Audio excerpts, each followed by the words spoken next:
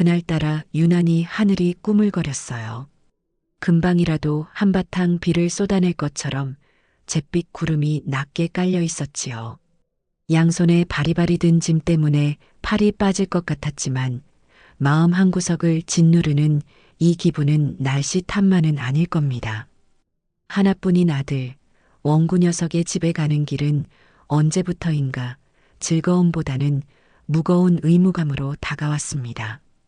쉰을 바라보는 아들이지만 제 눈에는 아직 물가에 내놓은 어린애 같았고 손주 녀석 눈에 밟히는 건 어쩔 수 없는 할미의 마음이었으니까요. 엘리베이터 거울에 비친 제 모습은 영락없는 늙은이의 형상이었습니다. 곱던 얼굴엔 검버섯이 피었고 총기가 서려 있던 눈은 세월의 풍파에 흐릿해져 있었죠. 그래도 자식 집에 가는데 초라해 보이고 싶지 않아 가장 아끼는 외출복을 꺼내 입고 희끗한 머리도 곱게 빗어 넘겼습니다. 한쪽 손에는 손주 녀석이 좋아하는 소불고기를, 다른 한쪽 손에는 며느리가 좋아하는 제철 나물 무침과 밑반찬이 담긴 보따리가 들려 있었어요. 이 보따리의 무게만큼이나 제 어깨를 누르는 삶의 무게가 버겁게 느껴지는 날이었습니다. 딩동. 현관문이 열리고 7살 배기 손주 현준이가 와락 달려나와 안겼습니다. 할머니, 오냐, 우리 강아지. 잘 있었어? 아이를 품에 안는 순간만큼은 세상의 모든 시름을 잊을 수 있었어요. 아이 특유의 풋풋한 살 냄새가 코끝을 간지렸습니다.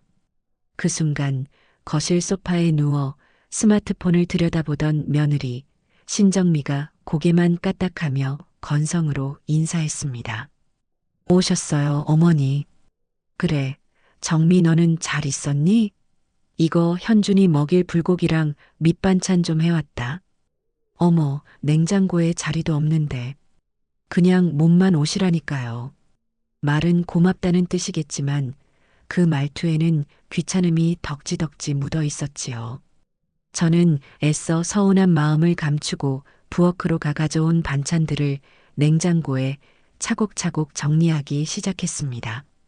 그 사이 며느리는 소파에서 일어날 생각도 하지 않고 스마트폰만 들여다보고 있었어요. 제가 이 집에 오는 날은 며느리가 공식적으로 파업을 선언하는 날이나 다름없었습니다. 할머니, 로봇 조립하는 것 좀 도와주세요. 알았어, 우리 현준이. 할미가 반찬만 정리하고 금방 갈게. 냉장고 정리를 마치고 거실로 나와 현준이와 함께 블록을 맞추며 시간을 보냈습니다. 아이의 제잘거림을 듣고 있으니 굳었던 마음이 조금은 풀리는 듯 했어요. 한참을 놀아주다 보니 목이 말라 물을 마시러 부엌에 갔다가 거실이며 부엌이며 어지럽게 널린 잡동사니들이 눈에 들어왔습니다. 며느리는 원래 깔끔한 성격과는 거리가 멀었지요. 제가 한숨을 내쉬며 아이 장난감부터 정리하고 있는데 며느리가 하품을 하며 방에서 나왔습니다. 어머니, 저 잠깐 백화점 좀 다녀올게요. 친구랑 약속이 있어서요. 현준이 저녁 좀 챙겨주세요. 점심은 먹었니? 나가서 먹으려고요. 그럼 다녀오겠습니다. 대답을 들을 새도 없이 현관문이 닫혔습니다.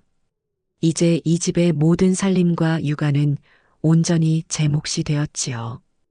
허허, 쓴웃음이 나왔지만 어쩌겠습니까? 하나뿐인 아들의 집이고 눈에 넣어도 아프지 않을 손주가 있는 곳인데요. 저는 팔을 걷어붙이고 본격적으로 집안일에 나섰습니다. 밀린 설거지를 하고 거실을 청소하고 현준이가 어지른 장난감을 정리하고 나니 허리가 뻐근하게 아파왔어요. 잠시 숨을 돌리려는데 화장실에서 퀴퀴한 냄새가 새어나오는 것 같았습니다. 문을 열어보니 아니나 다를까 변기며 세면대며 물때가 잔뜩 끼어 있었어요. 바닥 타일 사이에는 곰팡이가 거뭇거뭇 피어 있었고요. 에고, 젊은 것들이 살림을 어쩜 이렇게 하고 살까? 저는 고무장갑을 끼고 화장실 청소를 시작했습니다. 락스를 풀어 구석구석 솔질을 하고 뜨거운 물로 여러 번 헹궈내니 속이 다 후련했어요. 땀을 뻘뻘 흘리며 청소를 마치고 샤워기로 대충 물기만 제거한 뒤 화장실에서 나왔습니다. 마침 현준이가 배고프다고 해서 저녁을 차려주려던 참이었지요. 그때였습니다. 띵 하고 도어락이 열리는 소리가 들리더니 며느리가 콧노래를 부르며 들어왔습니다. 양손에는 명품 쇼핑백이 여러 개 들려 있었어요. 어머니, 저 왔어요. 어우, 집이 환해졌네요. 그래, 어서 와라. 오는 길에 힘들지는 않았어? 차 막혀서 죽는 줄 알았어요. 아, 목말라. 물 좀 마셔야겠다. 며느리는 쇼핑백을 소파에 던지듯 내려놓고는 화장실로 향했습니다. 그리고 잠시 후 찢어질 듯 날카로운 목소리가 집안을 갈랐습니다. 어머니, 잠깐 화장실로 와보세요. 무슨 일인가 싶어 급히 화장실로 달려갔습니다. 며느리는 잔뜩 인상을 쓴 채 손가락으로 화장실 바닥을 가리키고 있었어요. 어머니, 이거 뭐예요? 화장실 청소하셨어요? 응? 냄새가 좀 나는 것 같아서. 내가 했지. 그런데 바닥은 왜 이 모양이에요? 물기가 그대로 있잖아요. 저 지금 미끄러질 뻔한 거 아세요? 저는 순간 할 말을 잃었습니다. 고맙다는 말은커녕 다짜고짜 물기를 닦지 않았다고 타박하는 며느리의 태도에 어이가 없었지요. 아, 내가 정신이 없어서 물기까지는 미처 못 닦았구나. 금방 닦으려고 했어. 금방이요?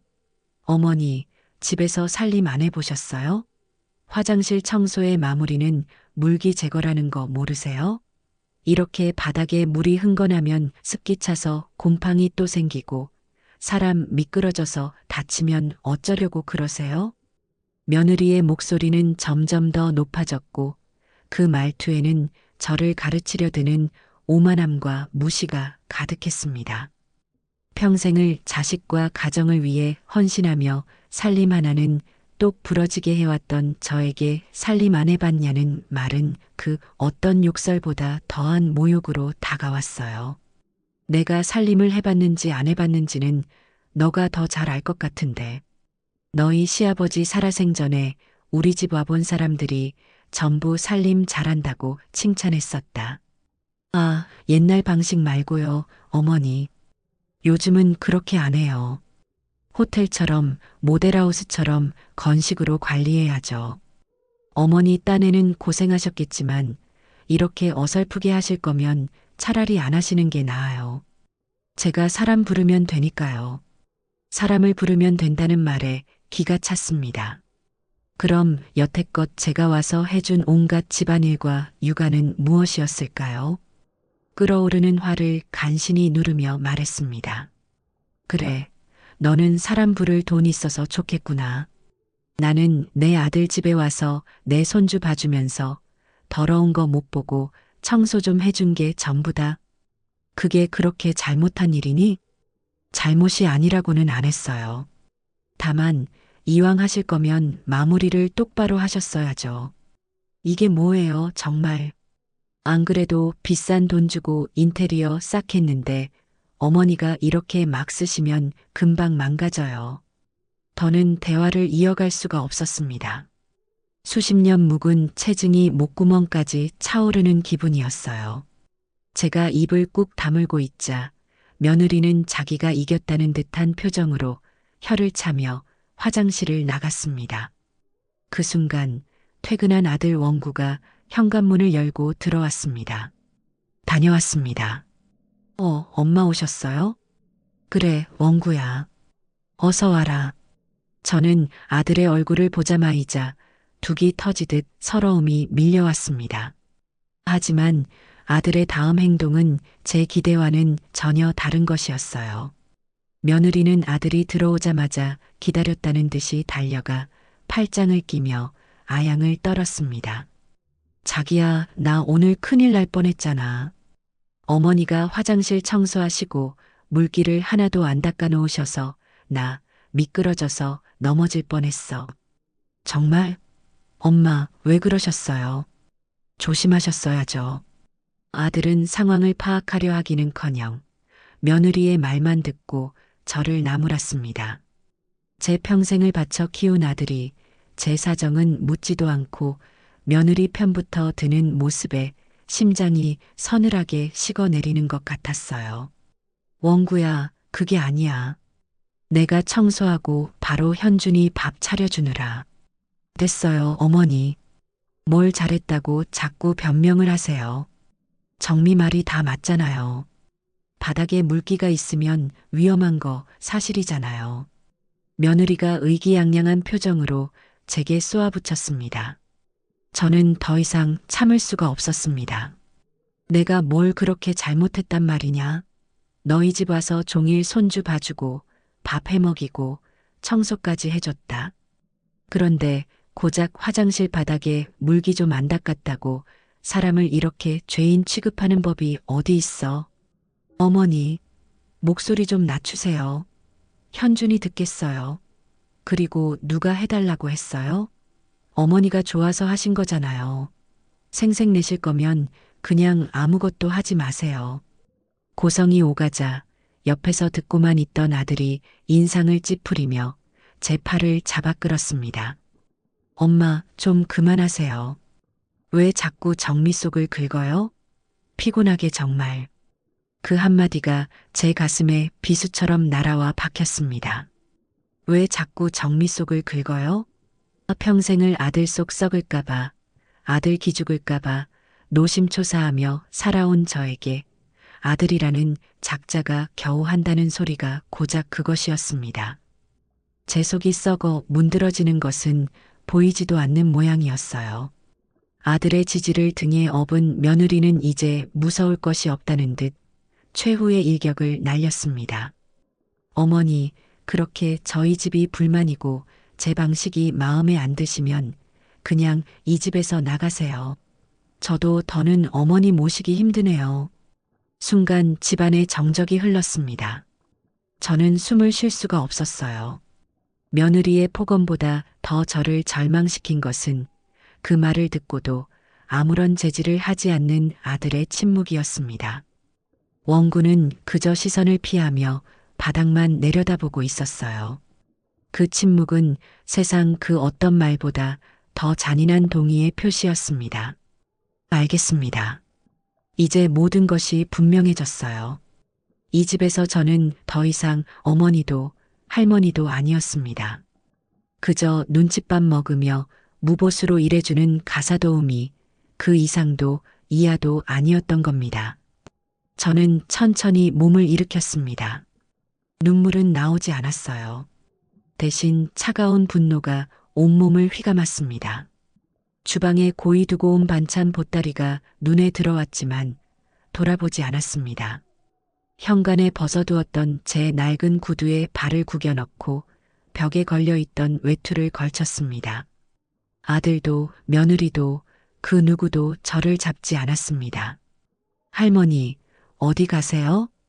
유일하게 저를 붙잡은 것은 거실에서 이 모든 상황을 지켜보고 있던 어린 손주 현준이 뿐이었습니다. 아이의 동그란 눈에 눈물이 그렁그렁 맺혀 있었어요. 저는 아이에게 다가가 머리를 한번 쓰다듬어 주었습니다. 할미, 집에 가는 거야. 현준이, 엄마 아빠 말씀 잘 듣고 있어. 더 이상 아무 말도 하지 않고 현관문을 열고 밖으로 나섰습니다. 쾅 하고 닫히는 문소리가 제 인생의 한 챕터가 끝났음을 알리는 신호탄처럼 들렸습니다. 엘리베이터를 기다리는 짧은 시간 동안 수십 년의 세월이 주마등처럼 스쳐 지나갔습니다. 남편 일찍 여의고 홀로 원구를 키우기 위해 시장 좌판에서부터 식당 허드렛일까지 안 해본 일이 없었어요. 제 옷 한 벌, 신발 한 켤레 사지 않고 악착같이 모아 아들 대학 보내고 장가 보내고 저 아파트 전세금까지 보태주었습니다. 그 모든 세월의 끝이 고장 나가라는 말 한마디와 아들의 비겁한 침묵이라니. 허탈한 웃음이 터져 나왔습니다.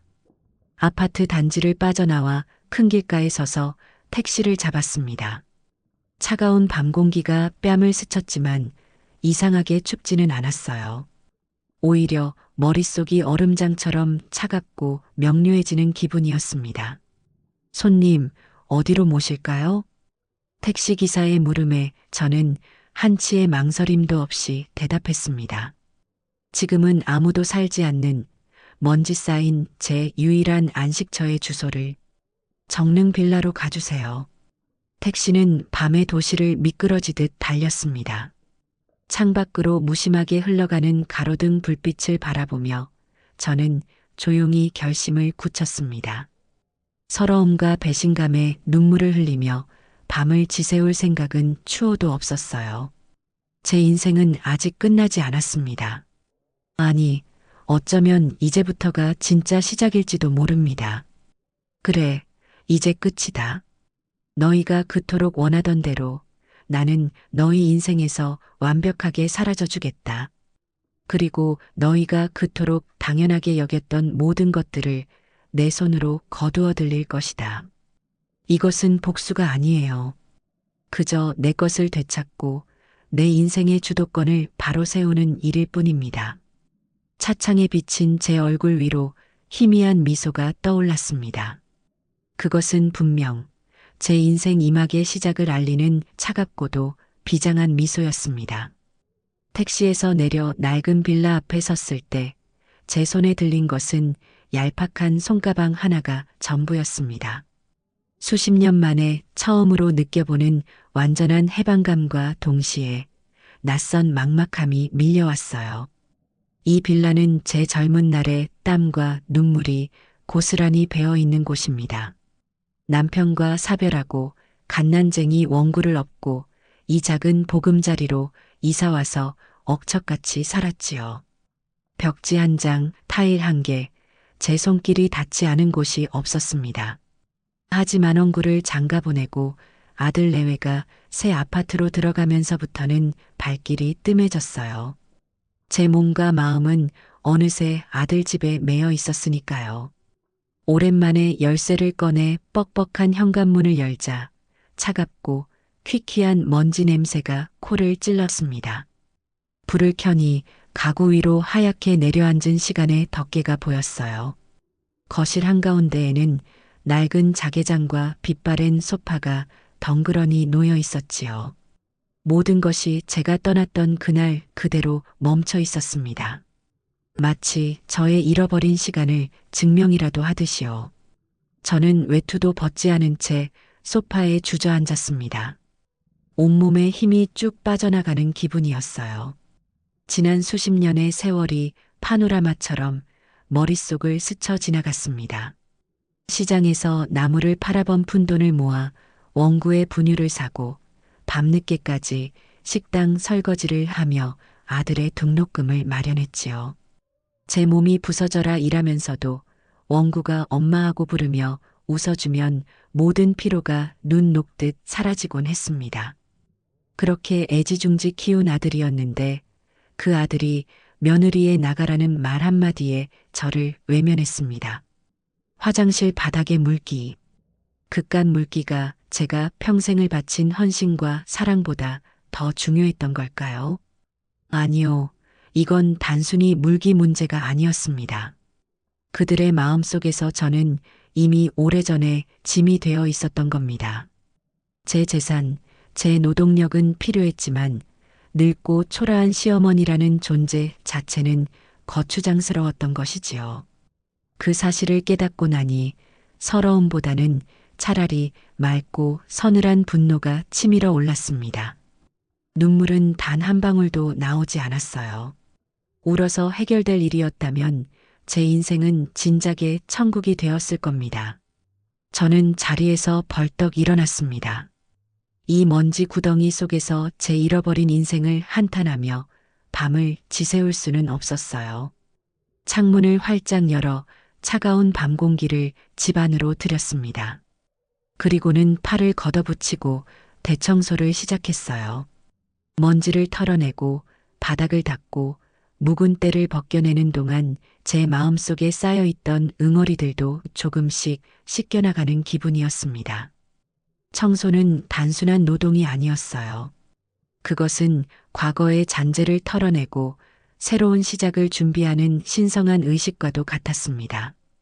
한바탕 집을 쓸고 닦고 나니 온몸이 땀으로 흠뻑 젖었지만 마음은 오히려 깃털처럼 가벼워졌어요. 냉장고를 열어보니 텅 비어 있었습니다. 저는 잠시 망설이다가 찬장에 고이 모셔두었던 멸치와 다시마를 꺼내 육수를 냈습니다. 그리고는 남은 쌀로 밥을 짓고 김치 하나만 꺼내 조촐한 밥상을 차렸지요. 제 자신만을 위한 밥상은 수십 년 만에 처음이었습니다. 항상 아들 밥상, 남편 밥상, 손주 밥상을 차리느라 제 끼니는 찬밥에 물 말아 넘기기 일쑤였거든요. 따끈한 밥 한 술에 잘 익은 김치 한 조각을 얹어 입에 넣었습니다. 세상에 이렇게 맛있는 밥은 난생 처음 먹어보는 것 같았어요. 그날 밤 저는 텅 빈 빌라에서 낯설지만 평온한 하룻밤을 보냈습니다. 제 인생의 주도권을 되찾기 위한 첫날 밤이었습니다. 다음 날 아침 저는 동이 트자마자 잠에서 깼습니다. 밤새 뒤척이지도 않고 깊은 잠을 잤어요. 창문으로 스며드는 아침 햇살이 유난히 따스하게 느껴졌습니다.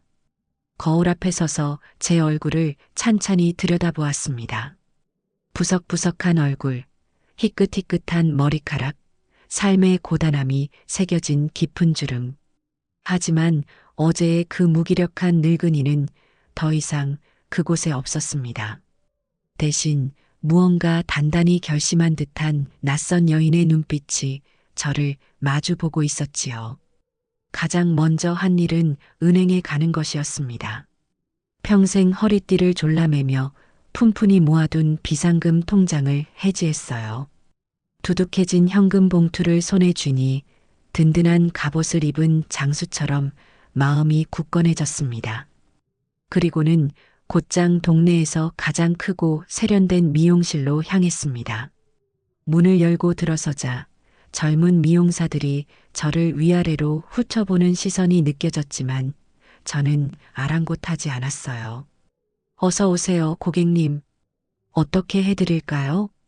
여기서 제일 비싸고 제일 세련된 스타일로 해주세요. 완전히 다른 사람처럼 보이게요. 제 단호한 말투에 미용사는 잠시 놀란 듯했지만 이내 프로다운 미소를 지으며 저를 자리에 앉혔습니다. 몇 시간에 걸친 파마와 염색, 그리고 영양관리까지 태어나서 처음으로 받아보는 호사였습니다. 모든 과정이 끝나고 거울 앞에 섰을 때 저는 제 눈을 의심했어요. 촌스러운 파마머리는 우아한 볼륨이 들어간 갈색 단발머리로 변해 있었고 칙칙했던 얼굴은 한결 화사해 보였습니다. 어머, 고객님. 정말 10년은 젊어 보이세요. 너무 잘 어울리세요. 미용사의 칭찬이 빈말처럼 들리지 않았습니다. 저는 만족스러운 미소를 지으며 값을 치르고 미용실을 나섰어요. 가벼워진 머리만큼이나 발걸음도 경쾌했습니다. 다음 목적지는 백화점이었습니다. 평생 시장 옷만 사입었지 백화점 문턱은 넘어볼 생각도 못했어요. 하지만 오늘은 달랐습니다. 저 자신을 위해 돈을 쓸 자격이 충분하다고 생각했어요. 화려한 명품관을 지나 저는 며느리가 입만 열면 자랑하던 그 브랜드의 매장 앞에 섰습니다. 그리고는 한치의 망설임도 없이 그 옆에 있는 더 점잖고 고급스러운 디자인의 여성복 매장으로 들어갔어요. 손님, 뭐 찾으시는 거 있으세요? 아니요, 그냥 둘러보는 거예요. 내 몸에 잘 맞고 나를 가장 빛나게 해줄 옷을 찾고 있어요. 저는 점원의 도움을 받아 여러 벌의 옷을 입어보았습니다. 몸에 꽉 끼는 불편한 옷 대신 고급스러운 소재로 만들어진 편안하면서도 우아한 디자인의 옷들을 골랐지요. 화사한 실크 블라우스, 몸매를 예쁘게 감싸주는 어라인 스커트, 그리고 캐시미어로 만든 부드러운 카디건까지. 탈의실 거울 앞에 선 제 모습이 너무나 낯설면서도 마음에 쏙 들었습니다. 마치 오랫동안 잊고 지냈던 진짜 정춘자를 되찾은 기분이었어요. 전부 다 이걸로 주세요. 제 말에 점원의 눈이 동그래졌습니다. 저는 당당하게 카드를 내밀어 값을 치렀어요. 수백만 원이 넘는 금액이었지만 조금도 아깝지 않았습니다. 이것은 단순한 옷이 아니었어요. 지난 수십 년간의 헌신에 대한 보상이자 앞으로 살아갈 새로운 인생에 대한 투자였습니다. 양손 가득 쇼핑백을 들고 백화점을 나서는 길, 제 마음은 날아갈 듯 가벼웠습니다. 하지만 오늘의 가장 중요한 일정은 아직 남아 있었지요. 저는 택시를 타고 강남의 한 부동산 중개업소로 향했습니다. 그곳은 제 지인 중 한 명이 일 처리하나는 기가 막히게 한다며 추천해 준 곳이었어요. 유리문으로 된 세련된 사무실 안으로 들어서자 중후한 인상의 중개인이 저를 맞았습니다. 저는 소파에 앉아 준비해온 서류 가방을 열었어요. 제가 건물을 하나 내놓으려고 합니다. 아, 그러십니까? 어느 쪽에 있는 건물인지요? 청담동에 있는 4층짜리 상가 건물입니다. 제 말에 중개인의 눈빛이 순간 변하는 것을 똑똑히 보았습니다. 아마도 허름한 행색의 늙은이가 내놓을 만한 물건이 아니라고 생각했겠지요. 저는 가방에서 건물 등기부등본과 건축물 대장을 꺼내 테이블 위에 올려놓았습니다. 서류를 확인한 중개인의 태도는 180도 달라졌어요. 이거 사모님 소유 건물이 맞으십니까? 정말 좋은 위치에 있는 알짜배기 건물이네요. 네, 맞습니다. 제 명의로 된 제 유일한 재산이지요. 이걸 팔고 싶어요. 혹시 매매하시려는 특별한 이유라도 있으신지요? 중개인의 조심스러운 물음에 저는 희미하게 웃으며 대답했습니다. 이제는 좀 편하게 살고 싶어서요. 자식들한테 기대지 않고 오롯이 나를 위해서요. 제 말에 담긴 의미를 다 알지는 못하겠지만 중개인은 고개를 끄덕이며 더 이상 묻지 않았습니다. 알겠습니다, 사모님. 그런데 이런 좋은 건물은 급하게 내놓으시면 제 값을 받기 어렵습니다. 시간을 좀 갖고. 아니요. 저는 그의 말을 단호하게 잘랐습니다. 가장 빠른 시일 내에 그리고 제가 받을 수 있는 최고가로 팔아주세요. 수수료는 걱정하지 마시고요. 제 단호한 눈빛과 말투에서 무언가를 읽었는지 중개인은 더 이상 토를 달지 않고 알겠다고 대답했습니다. 저는 제 이름과 연락처를 남기고 사무실을 나섰습니다. 거대한 주사위는 던져졌어요. 이제 더 이상 돌이킬 수 없습니다. 부동산을 나서는 제 등 뒤로 쏟아지는 따가운 오후 햇살이 마치 제 새로운 인생길을 환하게 비춰주는 것만 같았습니다. 그날 이후 제 휴대전화는 잠시도 쉴 틈이 없었습니다. 예상했던 대로 아들 원구에게서 부재중 전화가 수십 통이나 와 있었고, 엄마, 전화 좀 받으세요. 무슨 일 있어요? 그 같은 애타는 문자 메시지도 여러 개 도착해 있었지요. 하지만 저는 그 어떤 것에도 답하지 않았습니다. 지금 제게 필요한 것은 감상적인 대화가 아니라 냉철한 이성과 단호한 행동뿐이었으니까요. 며칠이 지난 어느 날 오후 모르는 번호로 전화가 걸려왔습니다. 받을까 말까 망설이다가 혹시 부동산에서 온 연락일까 싶어 조심스럽게 통화 버튼을 눌렀어요. 여보세요?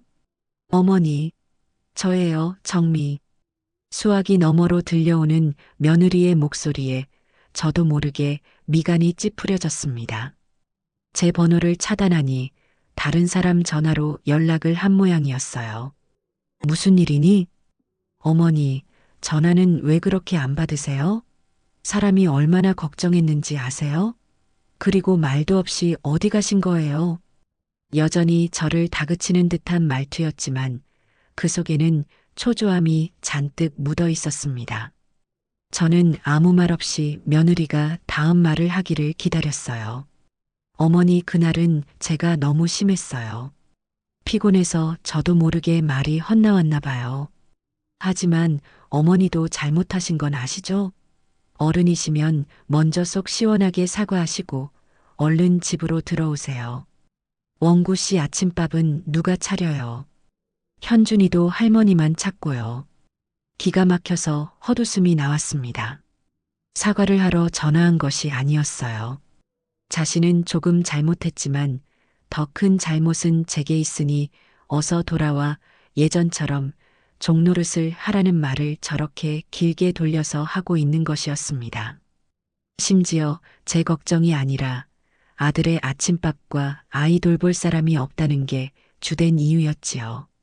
정미야, 네 어머니. 이제 마음 좀 풀리셨어요? 너의 사과는 필요 없다. 제 차가운 대답에 며느리는 순간 할 말을 잃은 듯 했습니다. 네, 그게 무슨... 그리고 너의 남편 밥은 너가 그의 아내이니 너가 차려주면 되겠구나. 현준이도 너가 엄마이니 너가 챙기는 게 당연한 이치겠지.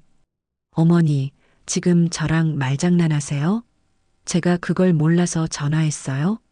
바쁜 사람한테 자꾸 왜 그러세요? 바쁜 사람은 나도 마찬가지다. 이제 내 인생 찾아서 나도 바쁘게 살아야 하거든.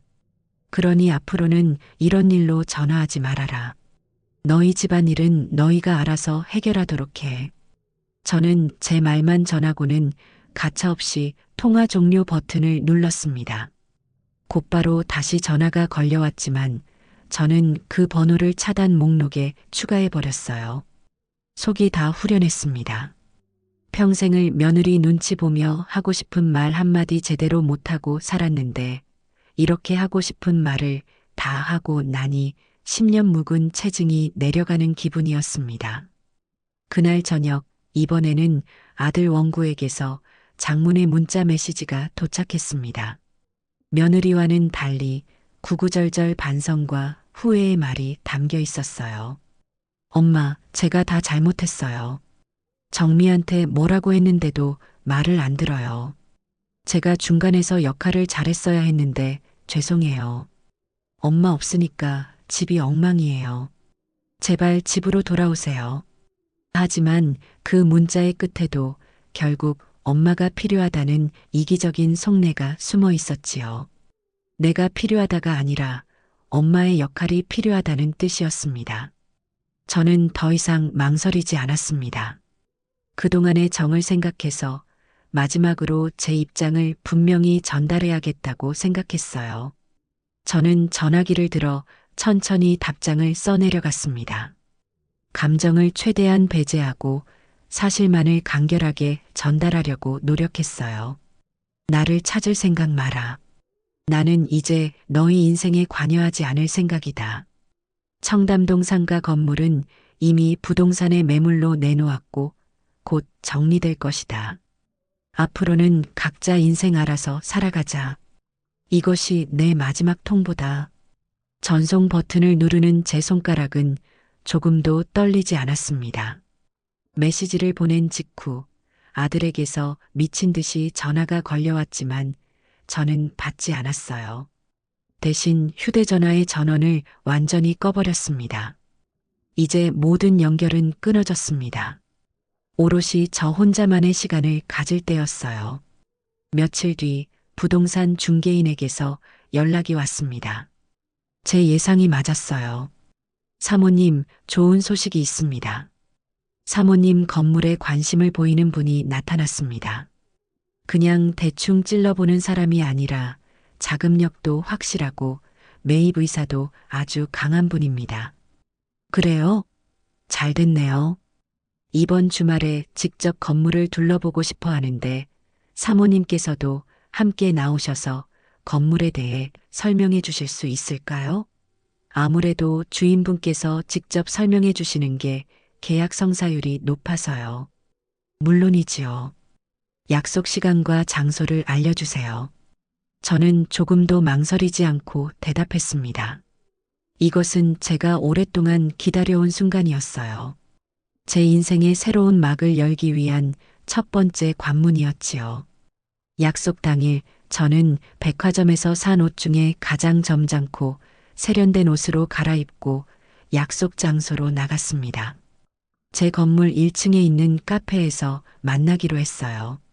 잠시 후 부동산 중개인과 함께 한 남자가 카페 안으로 들어섰습니다. 40대 초반쯤으로 보이는 아주 반듯하고 예의 바른 인상의 남자였어요. 사모님, 이쪽은 이번에 건물을 보러 오신 이진우 대표님이십니다. 이쪽은 건물주이신 정춘자 사모님이시고요. 안녕하십니까, 사모님. 이진우라고 합니다. 말씀 많이 들었습니다.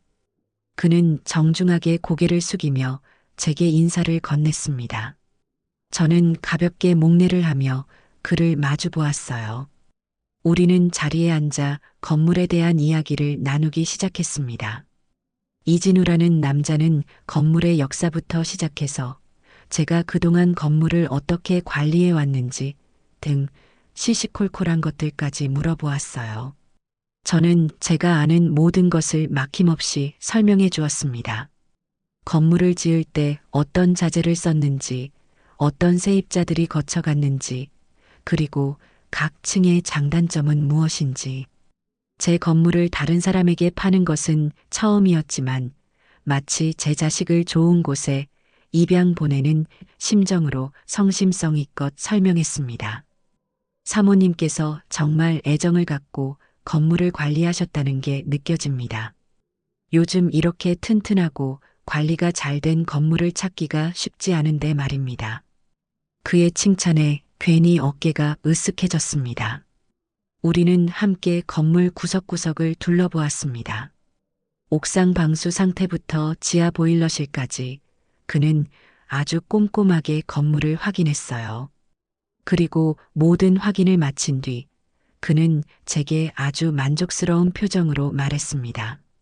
사모님, 저는 이 건물이 아주 마음에 듭니다. 혹시 사모님께서 생각하고 계신 금액이 있으시다면 최대한 맞춰드릴 의향이 있습니다. 부동산 중개인이 옆에서 눈을 동그랗게 뜨는 것이 보였습니다. 보통은 매수인이 어떻게든 가격을 깎으려고 하는 게 일반적인데 그는 오히려 제게 가격을 맞춰주겠다고 먼저 제안을 한 것이었지요. 저는 시세에 맞게 정당한 가격을 받고 싶을 뿐입니다. 알겠습니다. 그럼 저희 쪽에서 시세를 다시 한번 정확하게 파악해서 사모님께서 만족하실 만한 가격을 정식으로 제안 드리겠습니다. 그는 명함을 건네며 다시 한번 정중하게 인사를 하고 돌아갔습니다. 그가 떠난 뒤 부동산 중개인이 흥분을 감추지 못하며 제게 말했어요. 사모님, 거의 계약 성사된 거나 다름없습니다. 저분이 이 동네에서 소문난 큰손이에요. 한번 마음에 들면 돈을 아끼지 않는 분이라고요. 아마 조만간 좋은 소식이 있을 겁니다. 저는 벅차오르는 마음을 애써 진정시키며 고개를 끄덕였습니다. 모든 것이 제가 계획한 대로 순조롭게 흘러가고 있었어요. 집으로 돌아오는 길, 저는 더 이상 외롭거나 불안하지 않았습니다. 오히려 제 앞에 펼쳐질 새로운 인생에 대한 기대감으로 가슴이 두근거렸어요. 이제 정말 아무도 저를 막을 수 없을 겁니다. 세상에 비밀은 없다고 했던가요? 제가 청담동 상가 건물을 매물로 내놓았다는 소문은 제가 예상했던 것보다 훨씬 더 빠르게 퍼져나갔습니다. 아마도 건물의 입주해 있는 세입자들의 입을 통해 흘러나간 모양이었어요. 그들은 건물주가 바뀔지도 모른다는 사실에 불안감을 느끼고 만약을 대비해 아들인 원구의 연락처로 사실 확인을 했을 테지요. 며느리에게서 걸려왔던 전화가 끊긴 지 일주일쯤 지났을까요? 그날도 저는 새로 산 오디오로 클래식 음악을 들으며 여유로운 오후를 보내고 있었습니다. 그런데 갑자기 현관문 쪽에서 쿵, 쿵, 쿵 하고 문을 부술 듯이 두드리는 소리가 들려왔습니다. 엄마, 안에 있는 거 다 알아요. 문 좀 열어보세요. 아들 원구의 고함 소리였습니다. 저는 깜짝 놀라 인터폰 화면을 켰습니다. 화면 속에는 잔뜩 상기된 얼굴의 아들과 그 옆에서 팔짱을 낀 채 금방이라도 저를 잡아먹을 듯이 노려보는 며느리가 서 있었어요. 올 것이 왔구나 싶었습니다. 저는 심호흡을 한 번 하고 아무 일 없다는 듯이 차분한 목소리로 인터폰에 대고 말했습니다. 무슨 일이니? 이 시간에 예고도 없이. 예고? 엄마, 지금 우리한테 할 소리가 그거예요? 일단 문부터 열어요. 얼굴 보고 얘기해요. 할 말 있으면 거기서 해라. 너희를 이 집에 들릴 생각은 없으니. 제 단호한 대답에 아들은 잠시 할 말을 잃은 듯했고 옆에 있던 며느리가 참지 못하고 인터폰에 대고 소리를 질렀습니다. 어머니, 저희한테 말 한마디 없이 어떻게 그 건물을 팔 생각을 하세요? 네, 그 건물 당연히 우리 원구 씨가 물려받아야 할 재산이잖아요. 어머니 노후는 저희가 책임질 건데 왜 그런 엄청난 일을 저희랑 상의도 없이 진행하세요? 며느리의 목소리에는 서운함이나 걱정이 아니었어요. 오직 자신들의 몫이라고 생각했던 재산이 날아갈지도 모른다는 불안감과 탐욕만이 가득했습니다. 어머니 노후는 저희가 책임진다는 말은 평생 들어본 적도 없는 생전 처음 듣는 소리였습니다. 기가 막혀서 웃음이 나왔어요. 신정미, 너가 지금 무슨 말을 하는지 알고나 있니? 그 건물이 왜 너희 재산이야? 내 젊음을 바쳐 내 피땀으로 이룬 내 재산이다. 그리고 너희가 내 노후를 책임져? 화장실 바닥 안 닦았다고 나를 무자비하게 내쫓은 너희가 과연 그럴 자격이 있다고 생각하니? 제 목소리는 조용했지만 그 안에는 얼음장 같은 냉기가 서려 있었습니다. 제 반박에 며느리는 순간 말문이 막힌 듯 입술만 달싹거렸어요. 그 틈을 타 아들이 다급하게 끼어들었습니다. 엄마, 오해야. 정민은 그런 뜻으로 한 말이 아니에요. 우리가 다 잘못했으니까 일단 만나서 얘기로 풀어요. 네, 건물 파는 건 절대 안 돼요. 그건 우리 가족의 미래가 걸린 문제라고요. 가족의 미래. 저를 빼놓은 너희들만의 미래겠지요. 저는 더 이상 이 무의미한 대화를 이어갈 가치를 느끼지 못했습니다. 이들에게는 논리적인 설명도 감정적인 호소도 통하지 않을 겁니다. 오직 자신들의 이익에 반하는 행동에 대한 분노만이 존재할 뿐이었어요. 돌아가라. 너희와는 더 이상 할 얘기 없다. 한 번만 더 이렇게 찾아와서 소란 피우면 그때는 경찰에 주거침입으로 신고할 테니 그런 줄 알아라.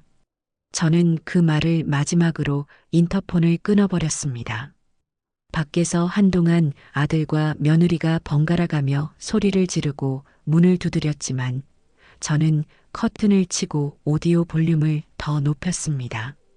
모차르트의 피아노 협주곡이 집안 가득 울려 퍼졌어요.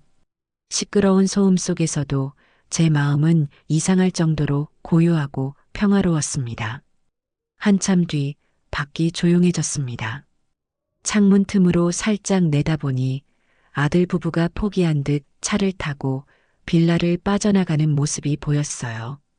그들이 돌아가고 난 뒤 저는 잠시 소파에 앉아 생각에 잠겼습니다.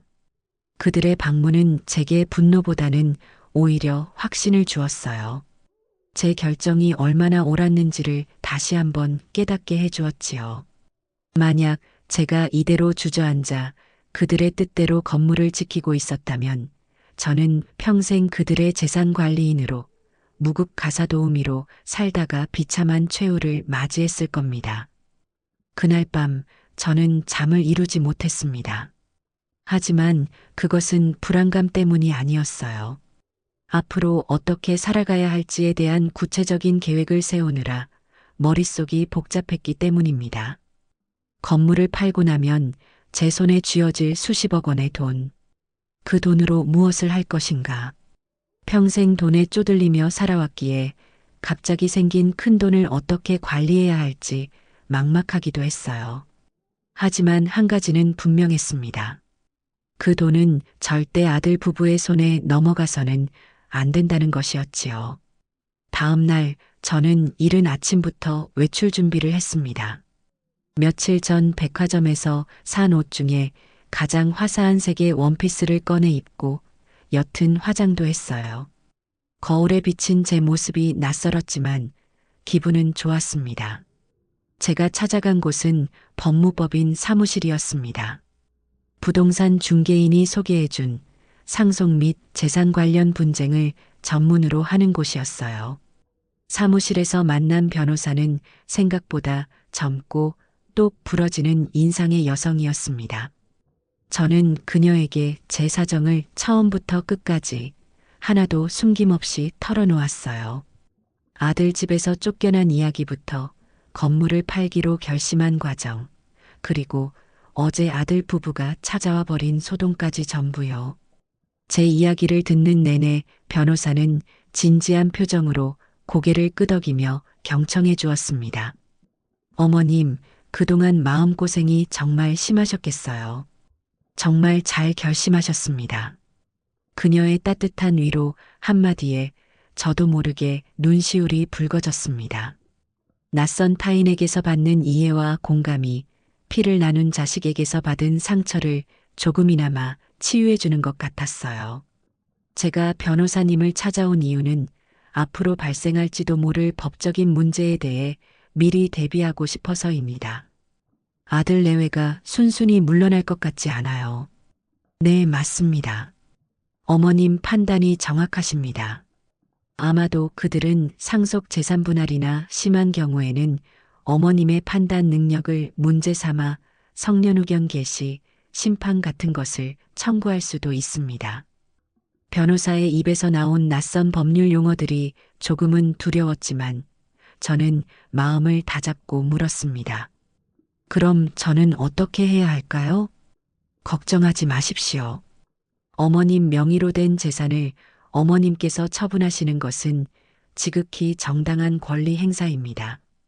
그리고 제가 어머님과 대화를 나눠본 바로는 판단 능력에도 전혀 문제가 없으시고요. 다만 앞으로 그들이 어떤 행동을 할지 모르니 모든 상황에 철저히 대비해 두는 것이 좋습니다. 그날 변호사는 제게 앞으로의 대응 방안에 대해 아주 구체적이고 체계적으로 설명해 주었습니다. 건물 매매 계약 시 주의해야 할 점, 자금 관리 방법, 그리고 아들 부부가 법적인 소송을 걸어올 경우를 대비한 증거 수집 방법까지요. 저는 변호사에게 모든 법률적인 절차를 위임하기로 하고 정식으로 계약을 체결했습니다. 든든한 아군을 얻은 기분이었어요. 사무실을 나오며 저는 결심했습니다. 이제 더 이상 혼자서 싸우지 않겠다고. 법이라는 강력한 무기를 장착하고 전문가의 도움을 받아 이 지긋지긋한 굴레를 완벽하게 끊어낼 것이라고요.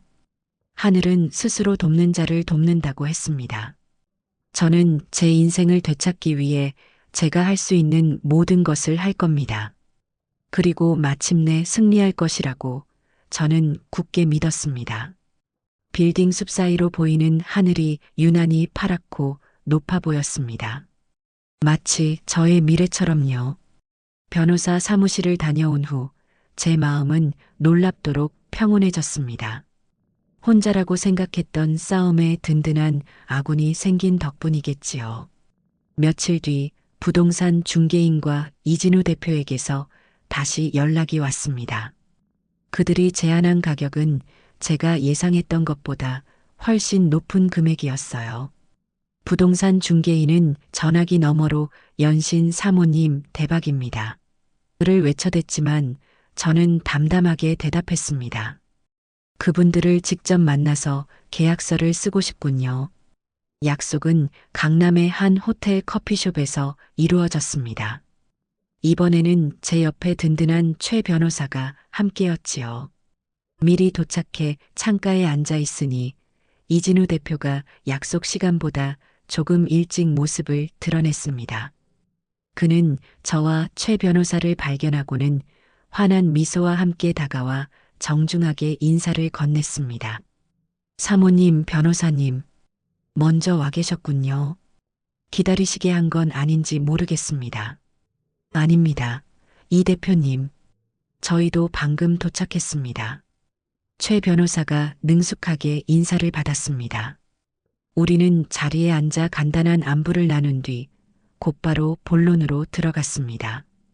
이 대표는 자신이 이 건물을 매입하려는 이유에 대해 차분히 설명하기 시작했어요. 그는 젊은 IT 기업의 대표였고 사세가 확장되면서 직원들을 위한 새로운 사옥을 찾고 있었다고 합니다. 여러 건물을 둘러보았지만 사모님의 건물만큼 튼튼하고 정갈하게 관리된 곳은 없었습니다.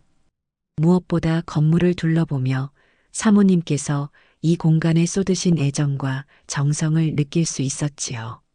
저희 직원들이 일할 공간인데 그런 좋은 기운이 있는 곳이었으면 했습니다.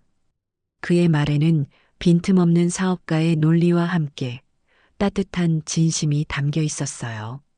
저는 제 건물의 가치를 제대로 알아봐주는 그가 진심으로 고마웠습니다. 최 변호사는 준비해온 서류를 꺼내 계약서의 조항들을 하나하나 꼼꼼하게 짚어나갔습니다. 매매 대금의 액수, 지급 방식과 시기, 세입자 승계 문제 등 제가 혼자서는 미처 생각하지 못했을 법한 부분들까지 세심하게 챙겼지요. 이 대표 역시 자신의 변호사를 대동했지만 양측은 시종일관 화기애애한 분위기 속에서 이견 없이 합의를 이끌어냈습니다. 마침내 모든 조율이 끝나고 계약서에 도장을 찍는 순간이 왔습니다. 저는 가방에서 제 이름이 선명하게 새겨진 인감 도장을 꺼내 들었습니다. 붉은 인주를 꾹 묻혀 하얀 종이 위에 찍어내리는 순간 만감이 교차했습니다. 이 도장으로 혼인신고서를 썼고 원구의 출생신고서도 썼지요. 제 인생의 중요한 순간마다 이 도장이 함께했습니다. 그리고 오늘 저는 이 도장으로 과거의 굴레를 끊어내고 새로운 인생으로 나아가는 문을 열고 있었습니다. 계약이 성공적으로 체결되었습니다. 축하드립니다, 사모님. 이 대표가 먼저 손을 내밀어 악수를 청했습니다. 저는 그의 손을 맞잡으며 희미하게 미소 지었습니다. 모든 것이 끝났다는 안도감과 모든 것이 이제 시작이라는 설렘이 뒤섞인 복잡한 감정이었습니다. 계약을 마치고 이 대표는 식사를 대접하고 싶다고 했지만 저는 정중히 사양했습니다. 대신 그가 떠난 뒤 최 변호사와 함께 호텔 라운지에 남아 가벼운 축배를 들기로 했지요. 최 변호사는 제 잔에 맑은 샴페인을 채워주며 말했습니다. 정말 고생 많으셨습니다, 어머님. 이제 정말 어머님 인생을 사실 준비가 되신 겁니다. 다 변호사님 덕분입니다. 저 혼자서는 엄두도 내지 못했을 거예요. 천만에요. 저는 어머님께서 용기를 내실 수 있도록 옆에서 조금 도와드렸을 뿐입니다. 진짜 대단한 건 어머님이세요. 우리는 잔을 부딪히며 서로의 노고를 격려했습니다. 창밖으로는 서울의 화려한 야경이 펼쳐져 있었고 라운지에는 감미로운 재즈 음악이 흐르고 있었어요. 평생을 시장 바닥과 부엌에서 보낸 저에게는 꿈과도 같은 풍경이었습니다. 한참 동안 최 변호사와 앞으로의 계획에 대해 이야기를 나누고 있는데 바로 옆 테이블에서 익숙한 웃음소리가 들려왔습니다. 어머, 춘자 아니야? 정춘자. 고개를 돌리자 믿을 수 없는 얼굴이 눈에 들어왔습니다. 화려한 옷차림에 세련된 단발머리를 한 여인. 제 젊은 시절 한 동네에 살며 친자매처럼 가깝게 지냈던 친구 오경숙이었습니다. 경숙이는 저와는 정반대의 삶을 산 친구였어요. 부유한 사업가에게 시집가 평생 고생 한 번 안 하고 살았지요.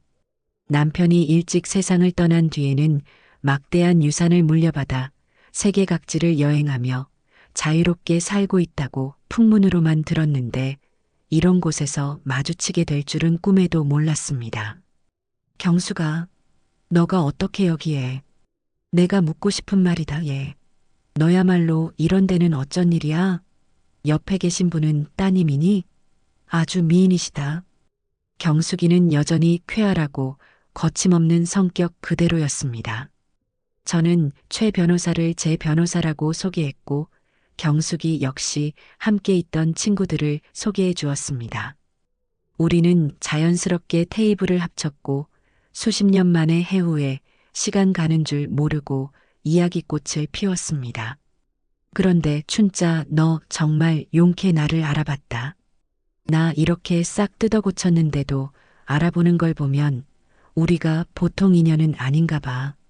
경숙이는 자신의 얼굴을 가리키며 농담을 던졌습니다. 저는 그녀의 말에 웃으며 대답했어요. 얼굴은 변했어도 그 목소리랑 성격은 예전 그대로인데 내가 어떻게 못 알아보겠니? 한참을 웃고 떠들다가 경숙이가 조심스럽게 제 안부를 물었습니다. 아들 원구는 잘 있는지, 어떻게 지내는지. 그 질문에 제 얼굴이 순간 어두워지는 것을 그녀는 놓치지 않았습니다. 경숙이는 눈치 빠르게 주변 친구들에게 잠시 자리를 비켜달라고 말한 뒤 제게 나지막이 물었습니다. 무슨 일 있구나? 저는 잠시 망설였습니다. 제 치부를 드러내는 것 같아 부끄러웠기 때문이에요. 하지만 경숙이의 따뜻하고 신뢰감 있는 눈빛을 보자 저도 모르게 마음속 깊은 곳에 담아두었던 이야기들을 털어놓기 시작했습니다. 며느리에게 당했던 서름, 아들에 대한 배신감, 그리고 집을 나와 건물을 팔기로 결심하기까지의 모든 과정을요. 제 이야기가 길어질수록 경숙이의 표정은 점점 굳어갔습니다. 모든 이야기를 마쳤을 때 경숙이는 제 손을 덥석 잡으며 말했습니다. 이런 썩을 것들, 내가 그럴 줄 알았어. 너가 너무 착하고 물러서 문제야. 평생을 자식한테 다 퍼주니 그것들이 고마운 줄도 모르고 아주 너를 봉으로만 알았던 게지. 그녀는 제 일처럼 분노해 주었습니다. 그 모습에 저는 오히려 위로를 받았어요. 정말 잘 생각했다, 춘자야. 아주 잘했어. 그깟 자식들 다 필요 없어. 이제부터라도 너 인생을 찾아야지. 평생 고생만 하고 살았는데 이제라도 헐헐 날아다니면서 하고 싶은 거 다 하고 살아야지. 안 그래? 경숙이의 전폭적인 지지에 저는 큰 용기를 얻었습니다.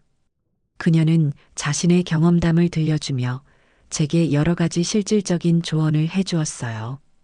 혼자 사는 여자가 큰 돈을 쥐었을 때 조심해야 할 것들, 돈을 안전하게 관리하는 방법, 그리고 무엇보다 중요한 것은 돈을 잘 쓰는 방법이라고 강조했습니다.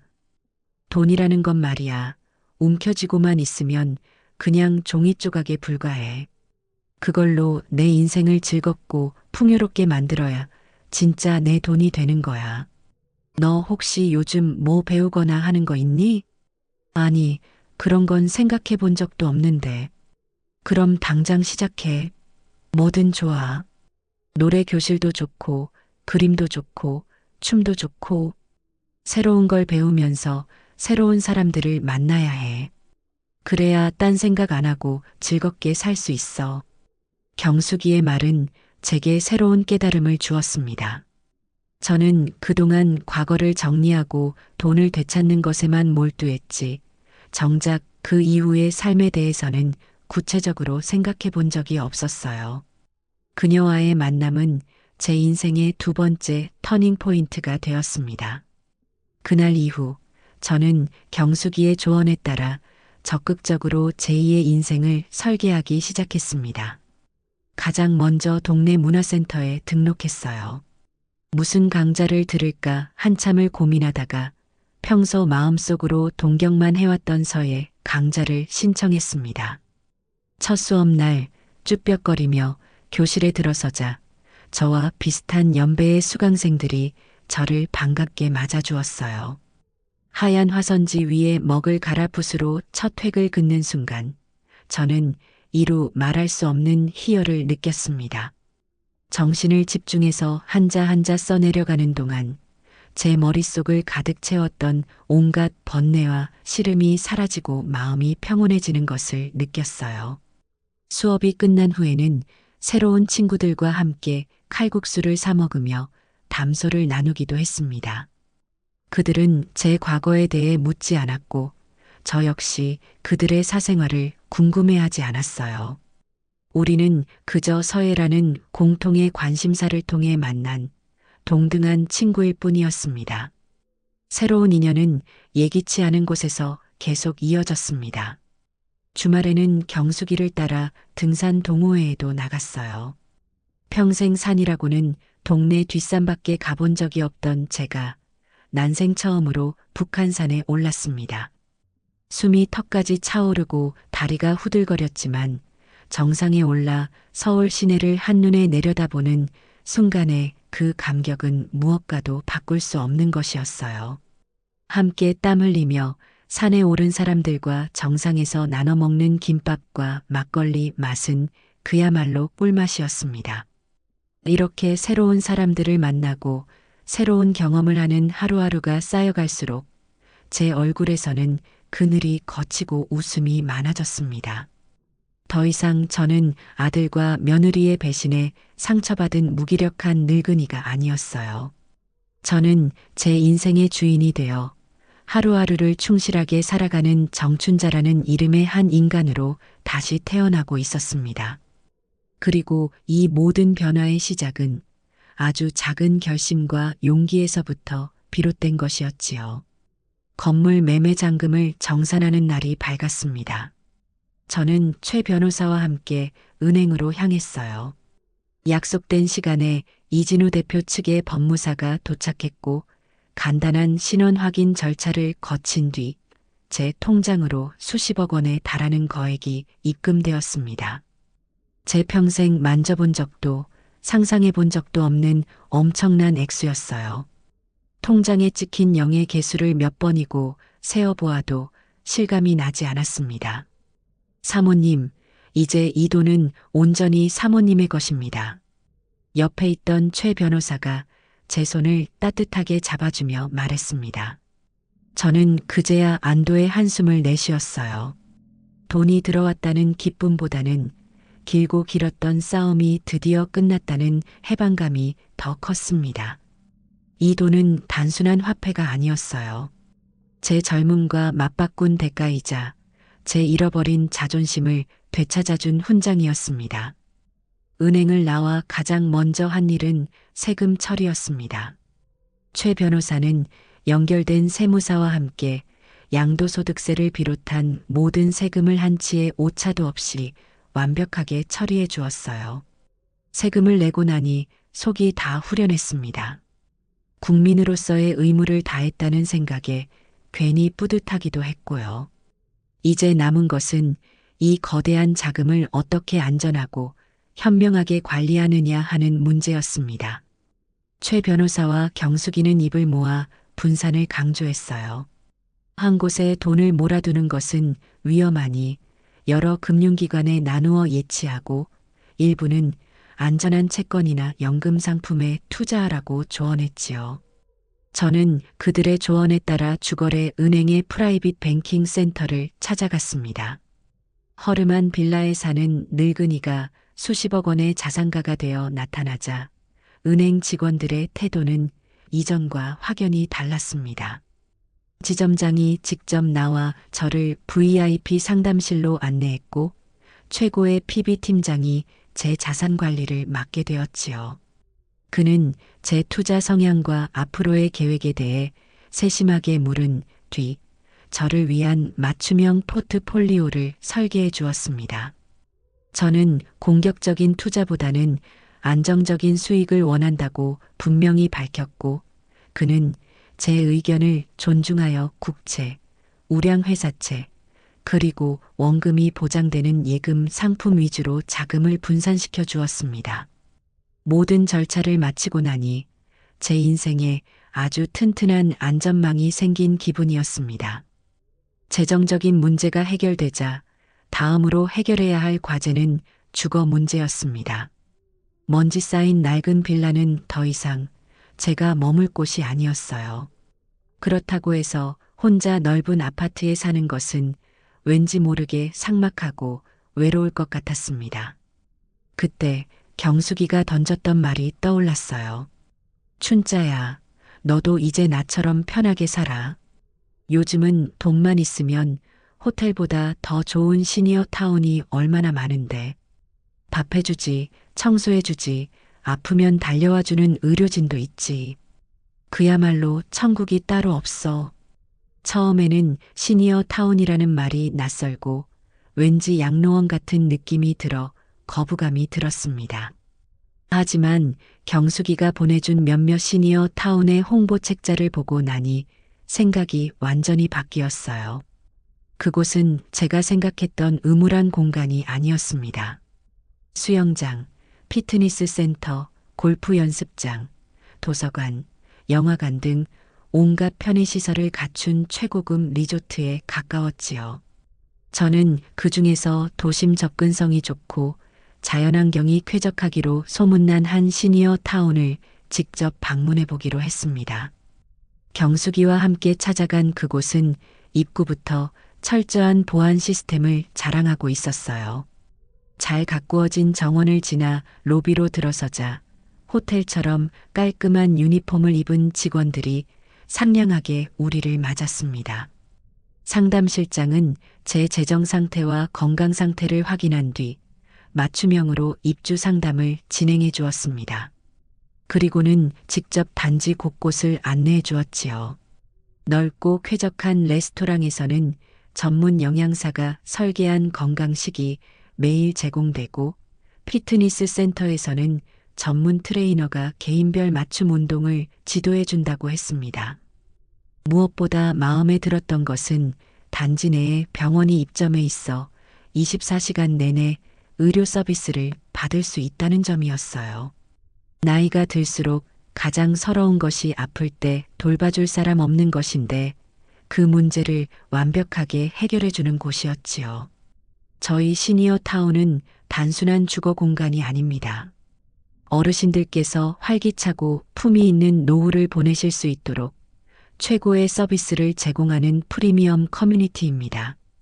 상담실장의 자신감 넘치는 설명에 저는 마음이 완전히 기울었습니다. 제가 둘러본 집은 약 25평 정도의 크기로 혼자 살기에는 조금도 부족함이 없는 공간이었어요.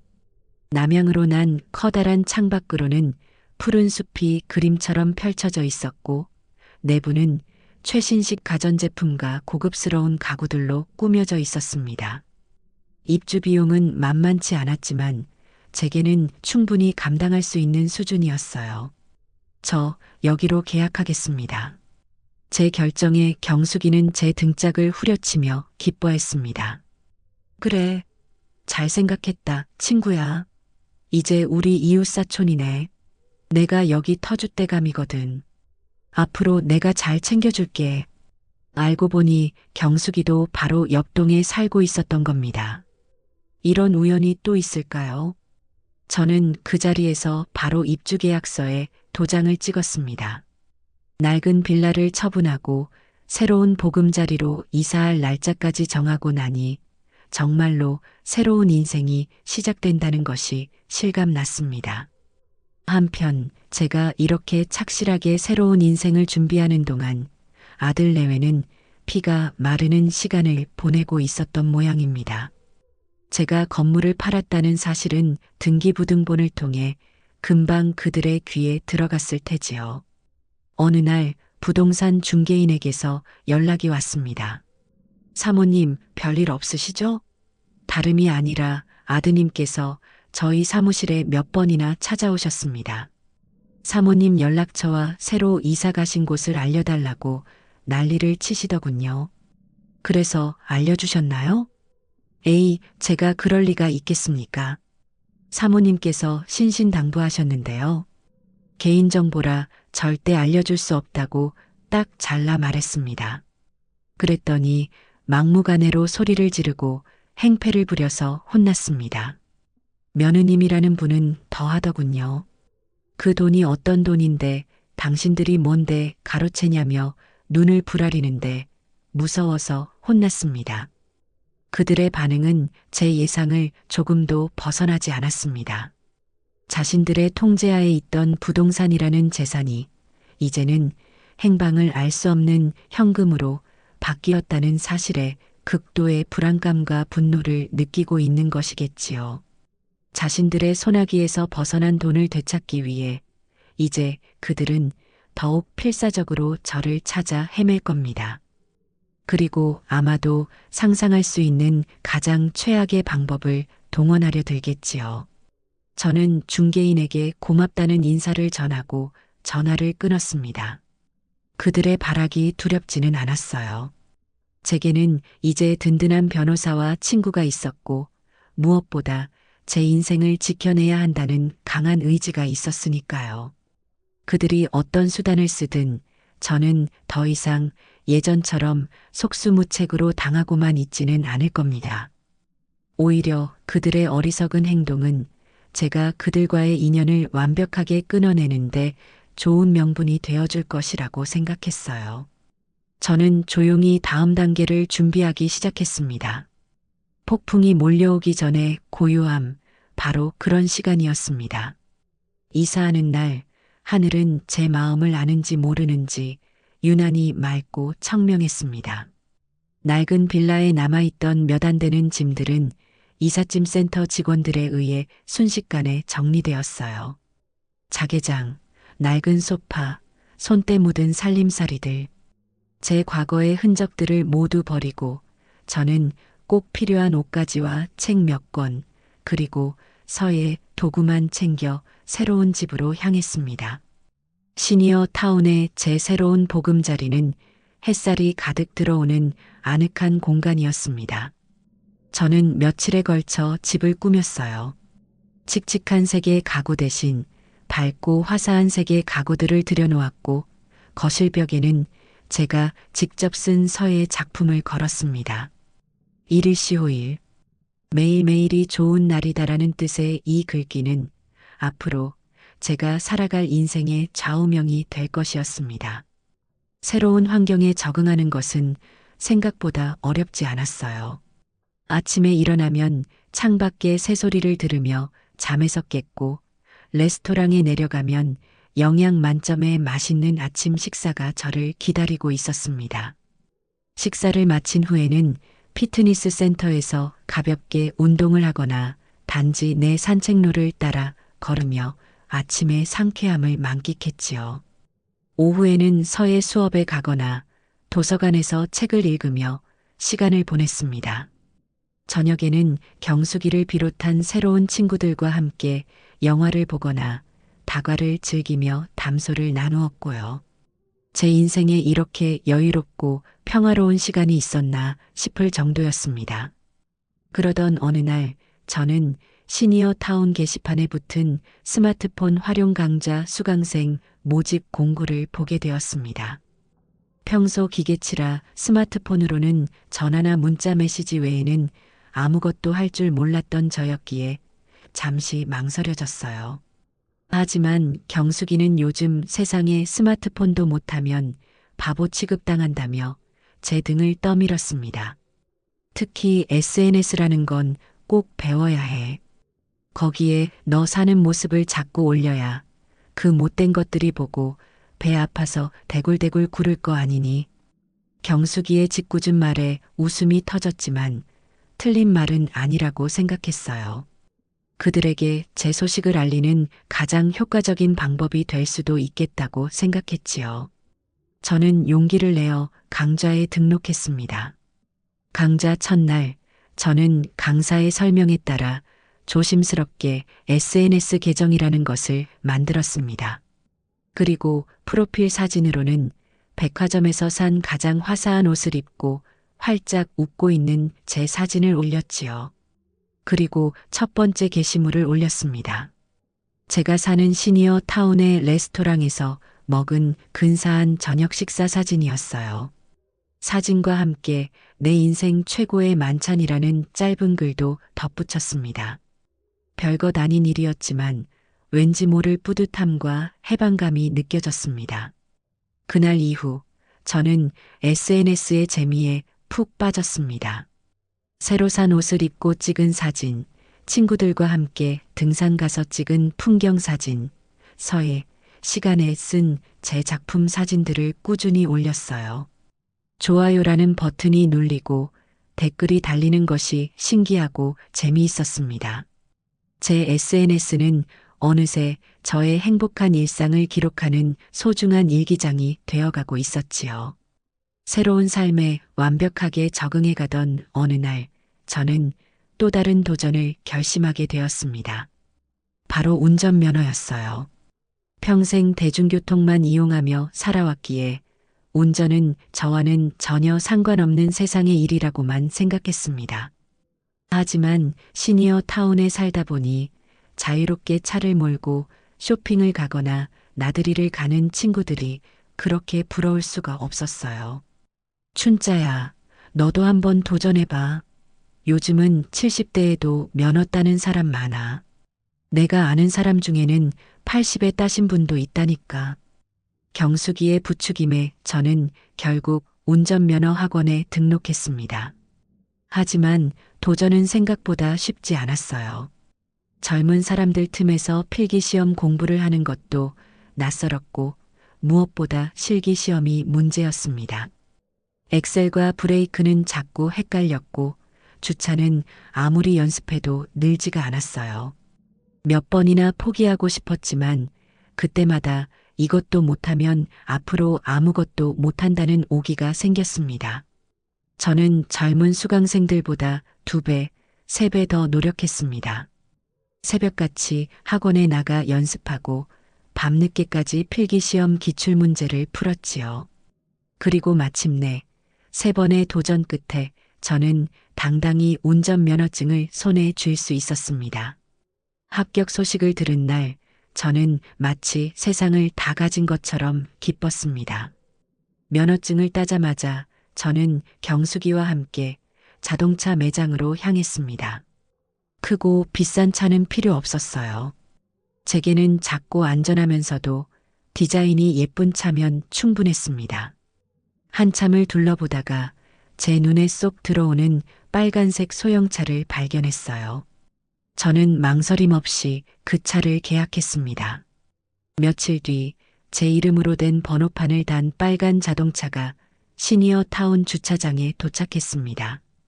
저는 조심스럽게 운전석에 앉아 핸들을 잡았습니다. 제 인생의 첫 번째 자동차였어요.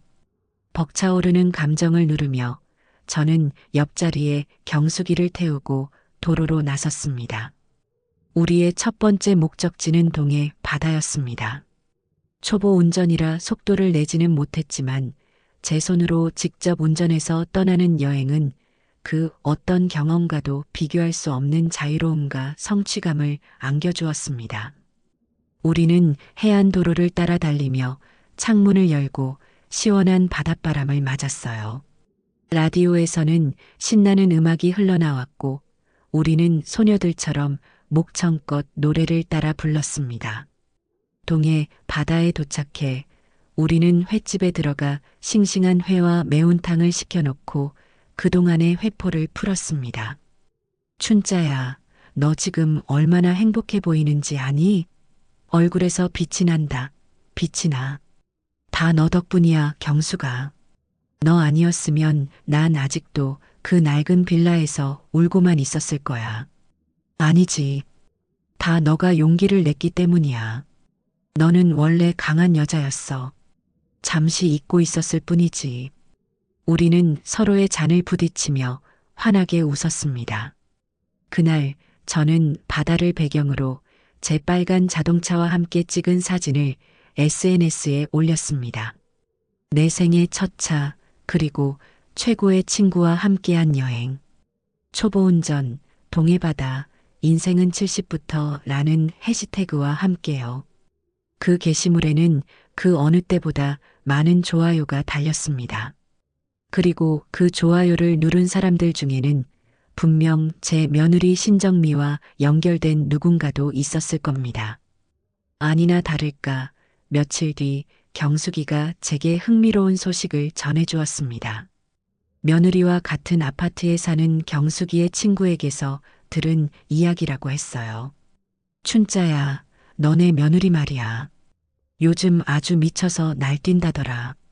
너 SNS를 어떻게 알았는지 매일같이 염탐하면서 길길이 날뛴대.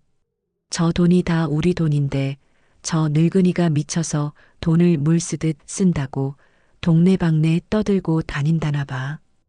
그 말을 들으니 통쾌한 웃음이 나왔습니다.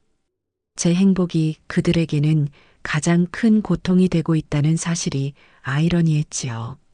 아들 녀석은 더 가관이래. 마누라 등살에 못 이겨서 매일같이 술만 마시고 다닌다더라. 회사에서도 멍하니 있다가 실수 연발해서 잘릴 위기라고 하던데. 아주 꼴 좋다, 꼴 좋아. 그들의 불행을 바란 것은 아니었지만 자업자득이라는 생각은 들었습니다. 그들은 저를 쫓아내면 모든 것이 해결되고 제 재산을 온전히 차지할 수 있을 것이라고 생각했겠지요. 하지만 그들의 탐욕은 결국 그들 자신을 파멸로 이끌고 있었습니다. 제 SNS는 그들의 탐욕에 불을 지피는 기폭제가 되었을 뿐입니다. 이제 그들은 이성을 잃고 더욱 무모하고 악랄한 방법을 생각하게 될 겁니다. 저는 그들이 어떤 카드를 꺼내 들지 이미 예상하고 있었어요. 그리고 저는 그 모든 것을 맞이할 준비가 되어 있었습니다. 이제 이 지긋지긋한 싸움의 마지막 라운드만이 남아 있었습니다. 제 행복한 일상이 SNS를 통해 세상에 알려질수록 아들 내외의 심기는 더욱 불편해지는 모양이었습니다.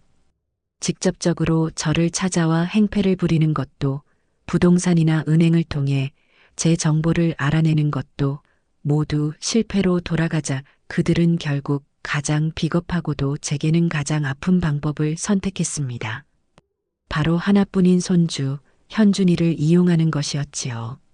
그날은 경숙이와 함께 시니어 타운 내의 온천에서 피로를 풀고 돌아와 갓 내린 향긋한 커피를 마시며 담소를 나누고 있을 때였습니다. 온몸의 긴장이 풀리고 나른한 행복감에 젖어 있을 때 제 휴대전화가 조용히 울렸어요. 화면에 뜬 것은 제게서 온갖 수모를 당하고 돌아간 며느리의 번호였습니다. 저는 또 무슨 헛소리를 하려는 건가 싶어 전화를 받지 않고 끊어버렸습니다. 하지만 곧바로 다시 전화가 걸려왔어요. 이번에도 받지 않자 잠시 후 문자 메시지 도착을 알리는 신호음이 울렸습니다. 어머니, 저 아니에요. 현준이가 할머니랑 통화하고 싶다고 울고불고 난리예요. 제발 전화 한 번만 받아주세요. 현준이가 저를 보고 싶어 한다는 말에 제 마음은 순간 무너져 내렸습니다. 그깟 어른들의 싸움 때문에 아무것도 모르는 아이에게 상처를 주고 있는 것은 아닌가 하는 죄책감이 들었어요. 그 어떤 공격에도 끄떡없던 제 마음이 현준이라는 세 글자 앞에서는 속수무책으로 흔들렸습니다. 갓난아기 때부터 제 손으로 업어 키운 아이입니다. 포동포동한 엉덩이를 토닥이며 자장가를 불러주고 첫걸음마를 떼었을 때 제 품에 와락 안기던 그 따스한 온기가 아직도 생생한데 그 아이가 저를 찾으며 온다는 말에 심장이 저며오는 것 같았습니다. 옆에서 제 표정을 살피던 경숙이가 걱정스럽게 물었습니다. 왜 그래, 춘자야? 얼굴이 하얗게 질렸어. 며느리한테서 문자가 왔는데 현준이가 나를 보고 싶어 한다네. 뻔하지. 애를 앞세워서 너 마음 약해지게 만들려는 수작이야. 독하게 마음먹어, 춘자야. 여기서 무너지면 또 예전으로 돌아가는 거야. 절대 넘어가면 안 돼. 경숙이의 말에 머리로는 동의했지만 마음은 그렇지 않았습니다. 할머니를 찾으며 울고 있을 손주 녀석의 얼굴이 눈앞에 어른거려 견딜 수가 없었어요. 저는 결국 경숙이의 만류를 뿌리치고 며느리에게 전화를 걸었습니다. 신호가 몇 번 가기도 전에 며느리가 다급하게 전화를 받았습니다. 여보세요? 어머니, 현준이 바꿔줘.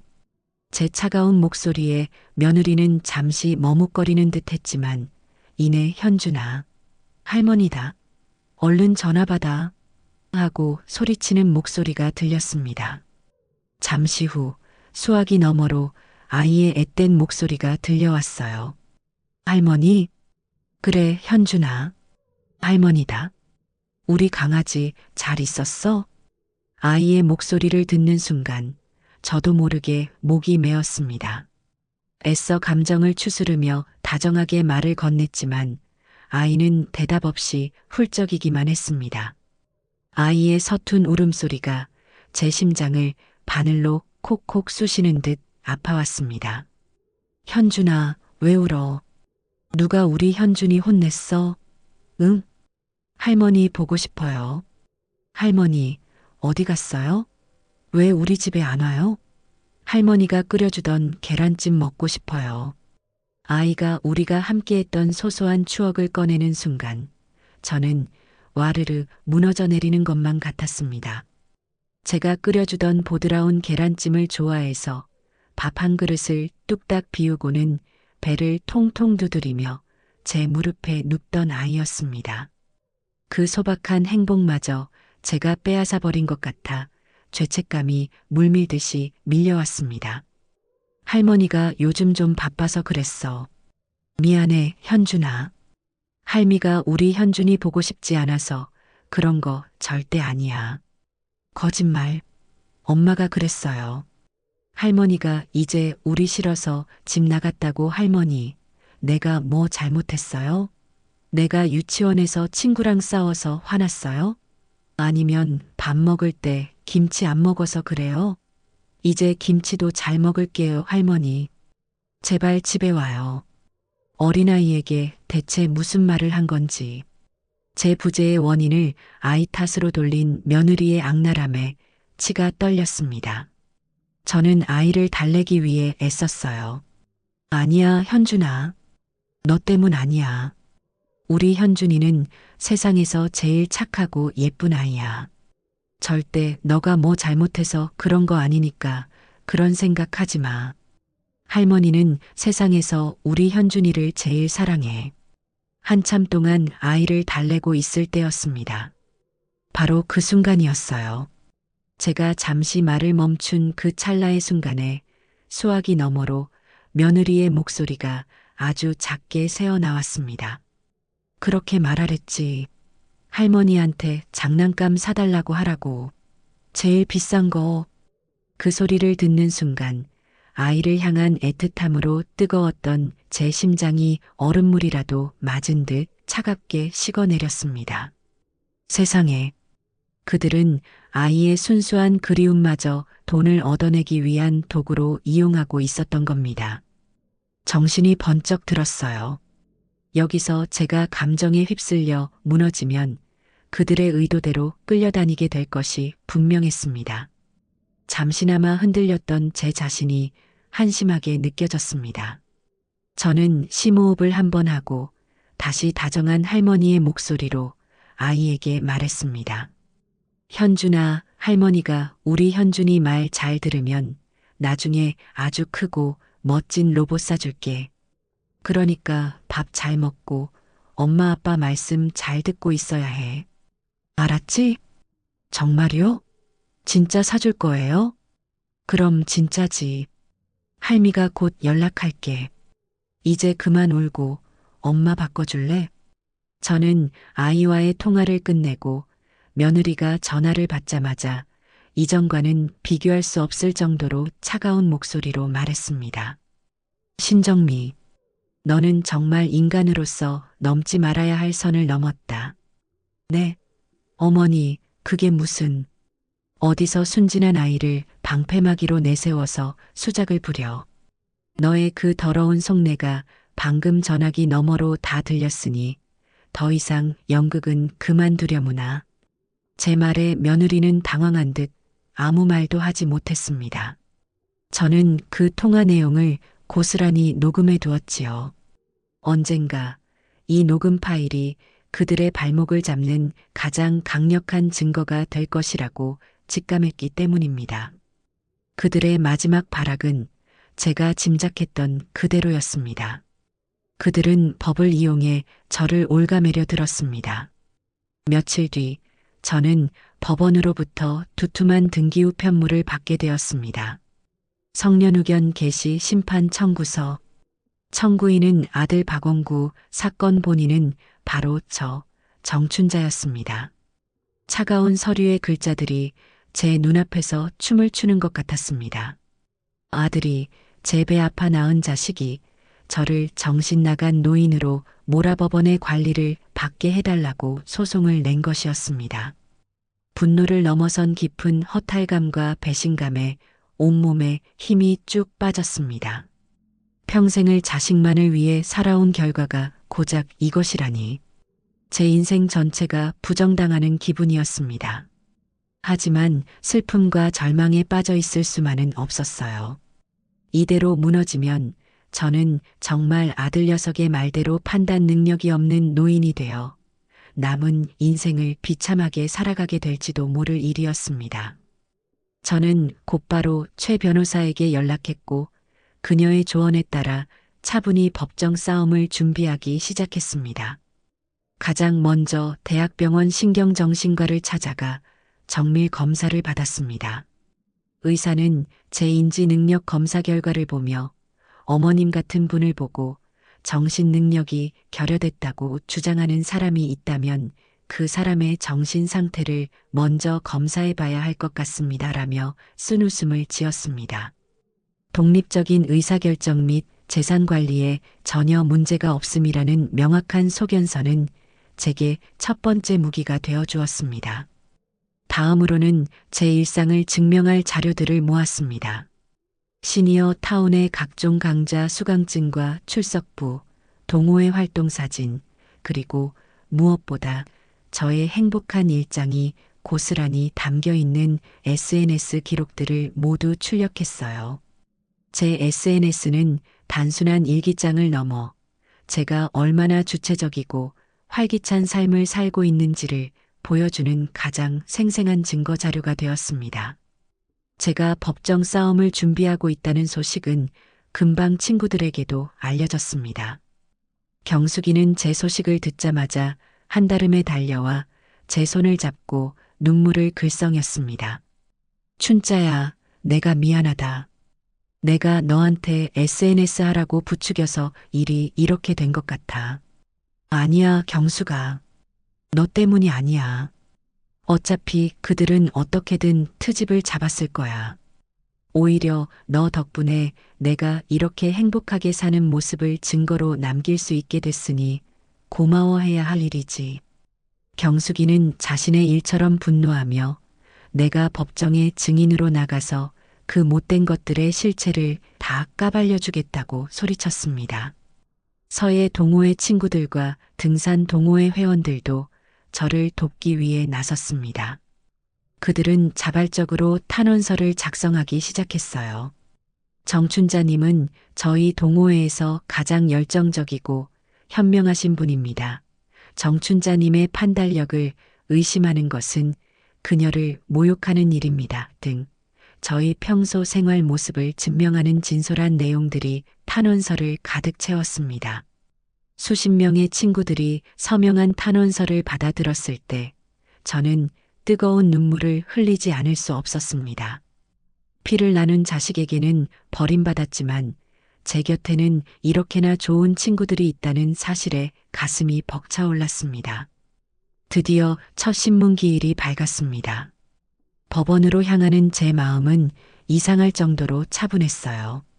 법정 복도에서 마주친 아들은 저와 눈이 마주치자 황급히 고개를 숙였고 며느리는 오히려 저를 똑바로 쳐다보며 경멸과 조소가 뒤섞인 미소를 지어 보였습니다.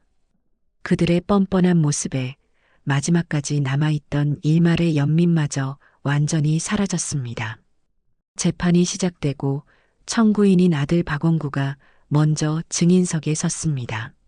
아들은 눈물을 글썽이며 제가 고령으로 판단 능력이 흐려져 재산을 탕진할까봐 걱정되어 이 자리에 섰노라고 오직 어머니를 보호하기 위함이라고 열변을 토했습니다.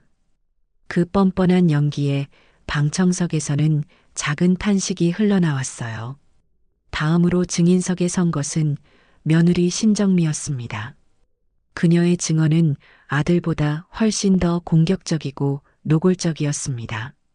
저희 시어머니는 원래 돈밖에 모르시는 분입니다.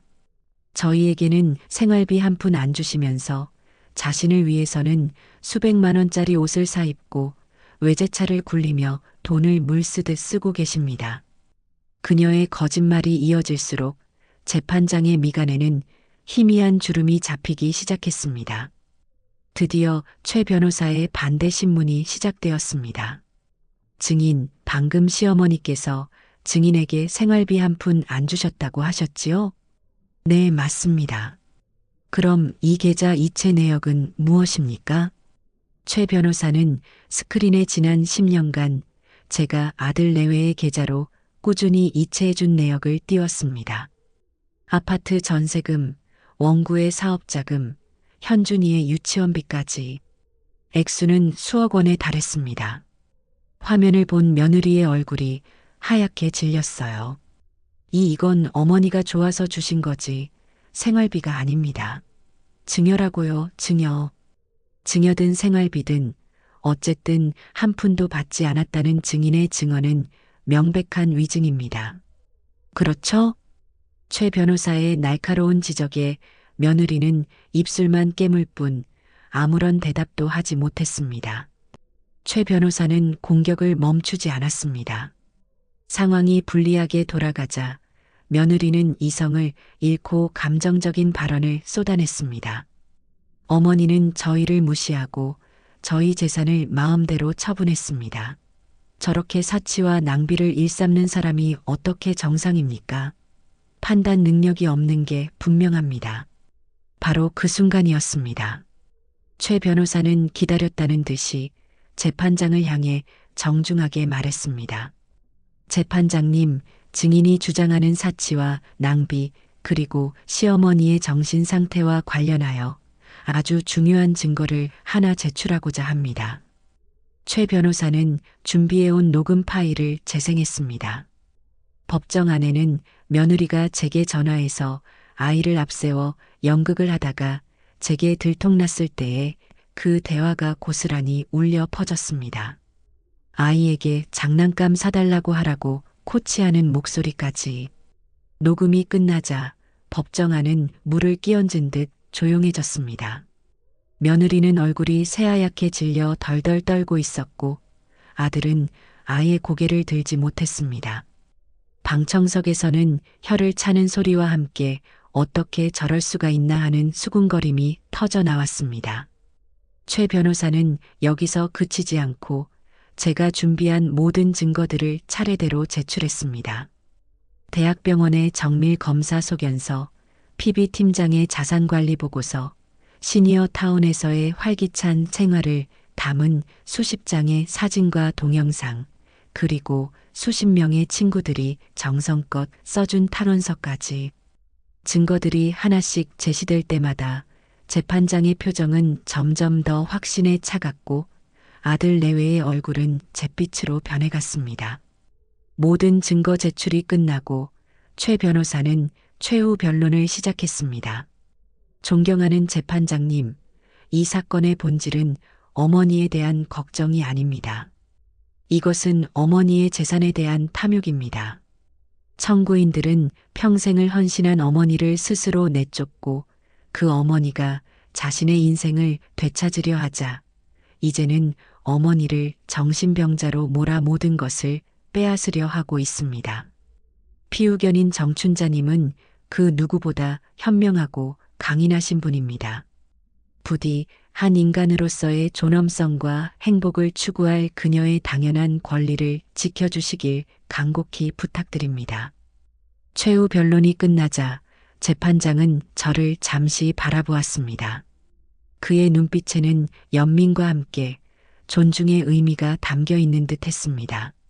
재판장은 잠시 서류를 검토하더니 나지막하지만 단호한 목소리로 입을 열었습니다. 판결을 선고하겠습니다. 법정 안의 모든 사람들이 숨을 죽였습니다. 청구인 박원구의 사건 본인 정춘자에 대한 성년 의견 개시, 심판 청구를 기각한다. 기각이라는 단어가 제 귀에 들리는 순간 저도 모르게 눈물이 핑 돌았습니다. 재판장은 판결을 계속해서 읽어내려갔습니다. 재판부가 제출된 모든 증거를 검토한 결과 사건 본인 정춘자는 독립적인 재산 관리 및 신상에 관한 의사결정을 하기에 충분한 정신적 능력을 보유하고 있음이 명백하다. 오히려 청구인 박원구와 그의 처 신정민은 사건 본인의 재산을 탐하여 부당한 소송을 제기하고 미성년 자녀를 이용하여 사건 본인을 기망하려 하는 등 부모에 대한 윤리를 저버린 행위를 일삼았다. 이는 후견인 제도의 취지를 악용한 것으로 재판부는 깊은 유감을 표하는 바이다. 재판장의 단호한 목소리는 법정 안을 가득 메웠습니다. 그것은 단순한 판결이 아니었어요. 아들 내외의 탐욕에 대한 준엄한 꾸짖음이자 저의 명예를 되찾아준 명쾌한 선언이었습니다. 판결이 끝나자 방청석에 앉아있던 경숙이와 친구들이 저를 향해 박수를 쳐주었습니다. 저는 그들을 향해 고개를 숙여 감사의 인사를 전했습니다. 아들 내외는 판결이 선고되자마자 사람들의 손가락질을 받으며 꽁무니를 빼 도망치듯 법정을 빠져나갔습니다. 법정을 나오자 맑고 상쾌한 공기가 저를 맞았습니다. 길고 길었던 싸움이 드디어 끝난 것입니다. 최 변호사와 경숙이는 제 손을 잡고 진심으로 축하해 주었습니다. 저는 그들에게 몇 번이고 고맙다는 인사를 전했어요. 하지만 저는 여기서 멈출 생각이 없었습니다. 이긴 것에 만족하고 어설픈 용서를 베풀 생각은 추호도 없었어요. 그들과의 악연을 이번 기회에 법적으로 그리고 감정적으로 완벽하게 끊어내야만 했습니다. 며칠 뒤 저는 최 변호사를 통해 아들 내외에게 마지막 서류를 보냈습니다. 그것은 상속 재산 포기 및 부양 의무 면제 각서였습니다. 그 각서에는 향후 정춘자의 재산에 대해 일체의 상속권을 포기하며 정춘자 또한 자녀에 대한 부양 의무를 면제받는다는 내용이 담겨 있었지요. 그리고 각서와 함께 한 통의 서신을 동봉했습니다. 이 각서에 서명하지 않을 경우 나는 너희를 상대로 과거 10년간 내가 지원해준 모든 자금에 대한 부당이득금 반환 청구 소송을 제기할 것이다. 또한 너희가 법정에서 위증한 것에 대해 위증죄로 고소할 것이며 너희의 직장과 너희가 사는 아파트에 이 모든 사실을 알리는 대자보를 붙일 것이다. 선택은 너희의 몫이다. 이것은 그들에게 내미는 마지막 동아줄이자 가장 날카로운 칼날이었습니다. 그들은 결국 제 제안을 받아들일 수밖에 없었을 겁니다. 며칠을 고민하던 아들 내외는 결국 변호사 사무실을 통해 도장이 찍힌 각서를 보내왔습니다. 너덜너덜해진 종이 위에는 그들의 탐욕과 패배가 선명하게 새겨져 있었습니다. 모든 법적인 절차가 끝나자 제 마음에는 이루 말할 수 없는 평화가 찾아왔습니다. 이제 저는 그 누구에게도 그 무엇에게도 얽매이지 않는 완전한 자유의 몸이 된 것입니다. 남은 인생을 어떻게 살 것인가? 저는 더 이상 고민하지 않았습니다. 그동안 저를 억누르고 있던 모든 짐을 내려놓았으니 이제는 훨훨 날아다닐 일만 남았지요. 저는 가장 먼저 유언장을 새로 작성했습니다. 제 전 재산의 절반은 제 곁을 든든하게 지켜준 친구 경숙이와 저를 도와준 여러 사람들의 이름으로 사회의 어려운 이웃을 위해 쓰이도록 했습니다.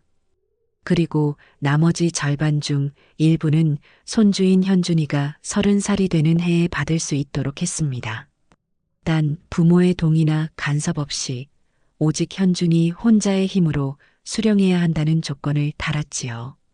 아이가 올바르게 성장하여 부모의 탐욕을 배우지 않기를 바라는 제 마지막 바람이었습니다. 그리고 남은 모든 재산은 오직 저 자신을 위해 쓰기로 결심했습니다. 평생 가보고 싶었지만 꿈도 꾸지 못했던 곳들을 여행하고 먹고 싶었던 음식들을 마음껏 먹고 배우고 싶었던 것들을 원 없이 배우면서 살기로요. 모든 정리를 마친 어느 화창한 봄날, 저는 경숙이와 함께 인천항 여객터미널에 섰습니다. 우리의 앞에는 지중해를 시작으로 세계 일주를 떠나는 거대한 크루즈선이 위용을 뽐내고 있었어요. 춘자야, 준비됐니? 이제 진짜로 떠나는 거야. 경숙이가 아이처럼 들떠서 제 팔짱을 꼈습니다. 저는 그녀를 보며 환하게 웃었습니다. 그럼 준비됐고 말고. 내 인생은 이제부터 시작인데. 우리는 수많은 사람들의 환송을 받으며 크루즈에 올랐습니다. 백고동 소리가 길게 울려 퍼지고 거대한 배가 서서히 항구를 떠나기 시작했습니다. 저는 난간에 기댄 채 점점 멀어지는 대한민국의 땅을 바라보았습니다. 제 과거와 슬픔, 아픔이 모두 저 멀리 남겨지는 기분이었습니다. 시원한 바닷바람이 제 머리카락을 기분 좋게 흩날렸습니다. 제 옆에 선 경숙이가 말했어요. 저 바다 좀 봐. 정말 넓고 푸르다. 우리 인생도 저 바다처럼 펼쳐질 거야. 저는 말없이 고개를 끄덕였습니다. 제 눈앞에 펼쳐진 것은 망망대해였지만 조금도 두렵지 않았습니다. 오히려 가슴 벅찬 설렘과 기대로 가득했지요. 화장실 바닥의 물기 때문에 시작되었던 제 인생의 거대한 폭풍은 이제 저를 더 넓고 자유로운 세상으로 이끄는 순풍이 되어주고 있었습니다. 저는 눈을 감고 크게 심호흡을 했습니다. 내 인생의 주인은 바로 나다. 저는 그렇게 제 인생의 진짜 항해를 시작하고 있습니다.